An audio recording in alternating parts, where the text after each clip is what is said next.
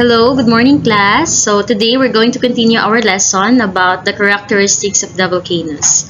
To start with, we're going to go now to our third subtopic about the different types of volcanic eruptions. So last time, we have ended our lesson talking about how does the volcanoes are being classified as active or inactive. So at this moment, we're going to focus now on why does the volcano erupt and the different volcanic eruptions. So I want you to watch the video and observe what happened. Yay! Sunod ako mo pa! Happy birthday to you!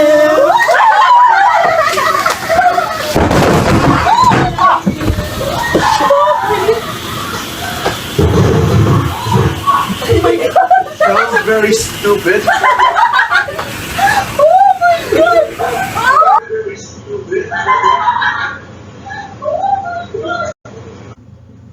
So on what you just have watched is just similar to the situation just like this. So what will happen when you try to expose a balloon outside during a sunny day for a few minutes? So as you can see, the temperature of the gas molecules inside the balloon increases as it is exposed to the hot temperature brought by the sunny day. So assuming we have here the balloon, okay, let me draw. So the balloon in here, so balloon, inside the balloon we have the air molecules. So let's say for example these are the air molecules, and let's say it is direct to the sunlight. So what will happen if that balloon is being exposed in the hot sunny day? So as the air contained inside the balloon begins to warm, the air molecules begin to strike the sides of the balloon harder and more often. So the molecules in here are pushing each other just like this. Somehow they will go up, down, and side by side. So this increases the air pressure and causes the balloon to expand. So as the balloon expand more its shape, so until such time when there's too much pressure already that builds up, the balloon may burst. So the same scenario does what you have just watched earlier in the video. So let us start now discussing about the different types of volcanic eruption. The first type of volcanic eruption is the phreatomagmatic eruption. This occurs when the magma gets in contact with water, resulting to the emission of a pyroclastic material. Remember, we talked about the pyroclastic material. It is composed of materials such as lava, rocks, and ashes. So somehow it's very dangerous whenever in contact with the environment, and most especially also to our human life. It's a threatening type of volcanic emission. So to give you an idea about the phreatomagmatic eruption, let's continue.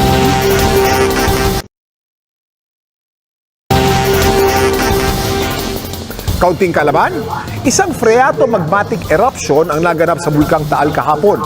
At ayon sa PHIVOC, sinundan pa ito ng 4 na phreatomagmatic bursts o mas mahihina at maliliit na pagsabog kagabi.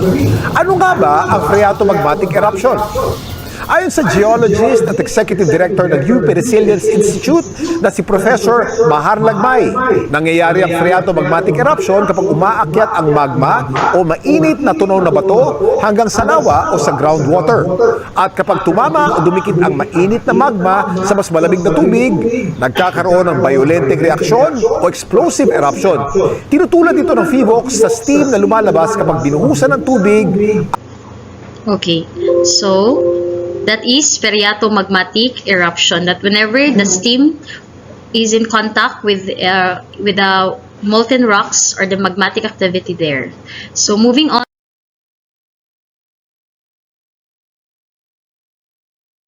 to the next type of eruption, we have the Plinian eruption. Plinian eruption is a volcanic eruption considered to be the most powerful and violent because it produces a heavy mixture of gas and volcanic fragments. So same with the pyroclastic material, and somehow it makes it very powerful and very violent because it produces a bomb-like sound during the explosion. So an example are the following.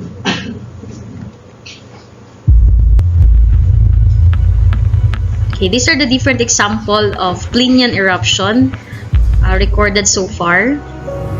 This is the Mount St. Helen, The eruption of Mount erupted St. Helens 1980. on May 18, 1980, was one of the most dramatic geologic moments in American history. It was a Sunday morning, 8:32 a.m. Vancouver, this is it, was the exciting Dave Johnston. In damage, and 57 lives were lost, including Dave Johnston. For 2 months prior to that eruption, I suppose between 9:20 and 9:25, like that.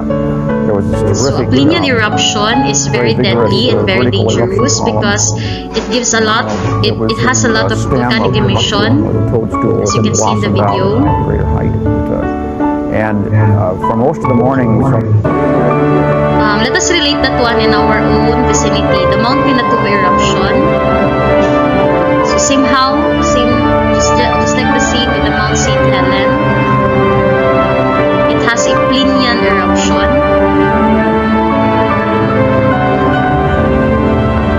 When that first big blast. Okay, moving on to the third type of eruption, we have the Strombolian eruption. So Strombolian eruption, this consists of erratic, generally relatively small explosions or weak pulsating explosions. So these Strombolian eruptions are somehow, it's like a sparkle of lava coming out from the volcano. So we have here the Stromboli volcano in Italy as our example. Kindly observe what happened when this volcano erupted.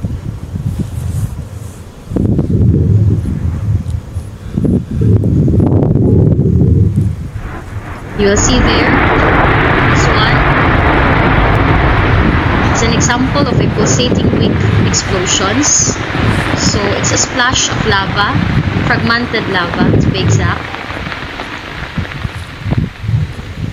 Okay, so that is the Stromboli eruption. The next type of eruption is the phreatic eruption. So somehow, let's try to identify the difference between the phreatomagmatic and the phreatic eruption. So focusing in the phreatic eruption, these are the steam-driven explosion that happens when the underground water or the surface water is heated by the magma or lava or the hot rocks. So observe in the video how does it being explained to us.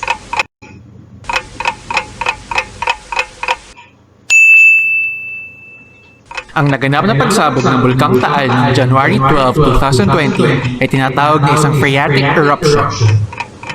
Ang phreatic eruption ay nangyayari kapag nagkaroon ng kontak ang magma pati ang tubig sa ilalim ng lupa o kahit tubig sa ibabaw nito.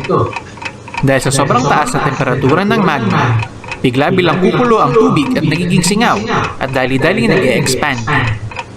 Madudurog ngayon ang makapalibot na bato sa singaw dahil sa mabilis sa pag-expand nito. Ibubugan ng bulkan ang singaw kasama ang halo-halong bato, abo, tubig at iba pang volcanic materials. Ito ang dahilan kung bakit tinatawag ding steam blast eruption ang ganitong uri ng pagsabog. Kakaiba ang phreatic eruption dahil bihira itong may kasamang magma. Kumpara rin sa ibang uri ng pagsabog ay medyo mahina pa ang phreatic eruption. Pero dapat And so, it explains there that phreatic eruption is a steam blast eruption wherein there's a little or possibly no amount of a magma that comes out from the crater. So somehow, it's just only a steam where the molten rocks boils the water or the groundwater that's in contact with it. So the last type of eruption, we have the Vulcanian eruption. Vulcanian eruption is a dense cloud of gas loaded with the ash explodes from the crater and rises high above the peak. So you can see here in the video.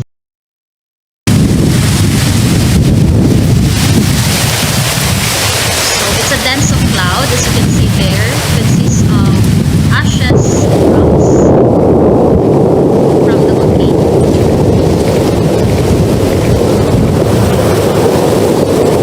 The motion is going upward, forming a columnar cloud, or sometimes we call this the temperamone.